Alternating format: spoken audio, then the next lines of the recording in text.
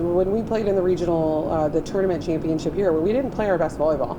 So we've been back heavy at work and practice, and girls are feeling good. And so right now we're focused on UT Tyler first. That's number one, and UT Tyler's playing really well. So I think the trip overall is going to be, we're keeping it one day at a time. You got to check, Thursday off. This is also different. We're going Friday, Saturday, Sunday at this host site because they're hosting Lone Star basketball games in between all of this. So chaos for Angelo State, but we got to focus on UT Tyler first. We got to focus on one match at a time. Speaking of Tyler, you guys only played them once of the year. You swept it, but every set was tight, so it was like not a sweep like you were dominating. We dominated, but you know what I mean. Yeah, I mean that was a Saturday match after we played DBU the night before back in October. So those Saturday games on the road are really tough. It's kind of similar to going to Kingsville and you're not playing your cleanest volleyball just because you've got travel behind you.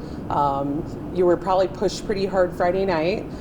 Then you're traveling again, and then you got to wake up and have a really short memory to play on Saturday. So we might not have been playing our best volleyball on those days, but now we get to play them on a Thursday pretty fresh. Friday. We're playing Friday. The weeks are all Yes, we're playing Friday. Do you feel an extra sense of urgency now that it's do or die? Because you had a little bit of a cushion in the Lone Star Conference tournament. Now it's like win or go home. Yeah. No, I think I think that sense of urgency is something that's actually going to play a pretty big role in this week and Friday's match, just because we have so many seniors. But we've also, so they're going to have that whole this could be my last match mentality, and we don't want this to be our last match. So, but they also have a lot of experience that they can lean on for their last couple of years and what they've experienced and where they've gone and understanding what it's going to take. So I think that it might be there a little bit, but I think that the experience far outweighs the what could come emotionally from that situation. How about some of the younger players like Casey? This could be her first experience with postseason. How has the week been for her? I think that going through and hosting the conference tournament was a really good precursor for this week. Just to play in, even in we had really great attendance on Saturday afternoons or Saturday evenings match. So playing, they hadn't played with that many people around them, and understanding, my teammate next to me might be able to hear me, but maybe my teammate in 3 rotations over or 3 zones over, probably she can't, because it was really loud.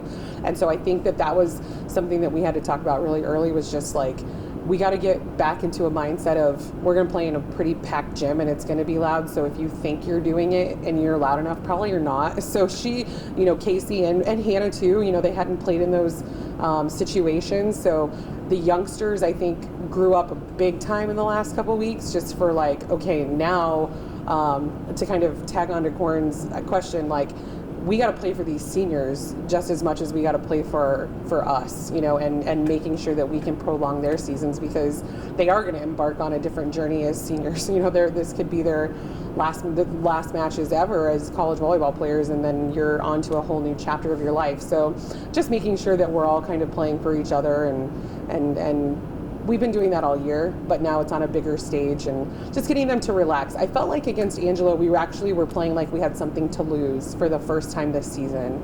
And that hasn't been the narrative we've had in our gym. We have nothing to lose and everything to gain, and then we just need to get back to that for this week. One thing I asked you last week was, did this loss help after this week of practice? Do you think that it kind of gives you guys a good reset to start this postseason? Yeah, I think that obviously you don't want to lose games.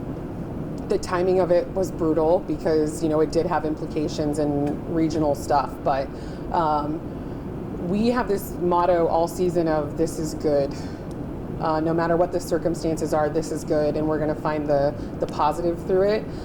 That's what we've been doing. We've been saying this is good. It wasn't what we necessarily wanted, but when you look at the whole bracket, when you look at where you're going now, when you look at all the different factors of where we're going this week, I think that you can find a lot of good in it, and that's where we're staying with our mindset.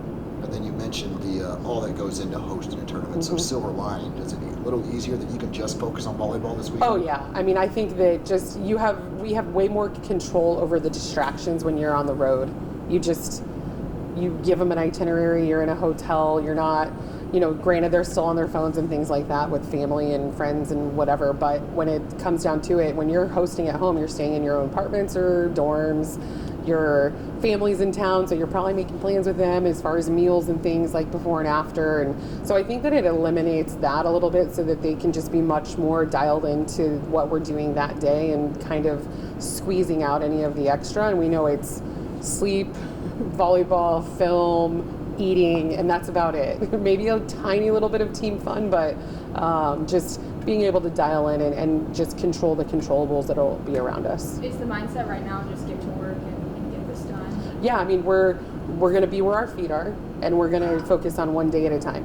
And right now, the practice plans are focused on UT Tyler, and then when we get over that hurdle, then we'll go to the next to-do list, and then we'll go to the next item on the to-do list. But right now, it's just mainly focusing on UT Tyler and making sure we're prepared for that, because everybody's playing well right now.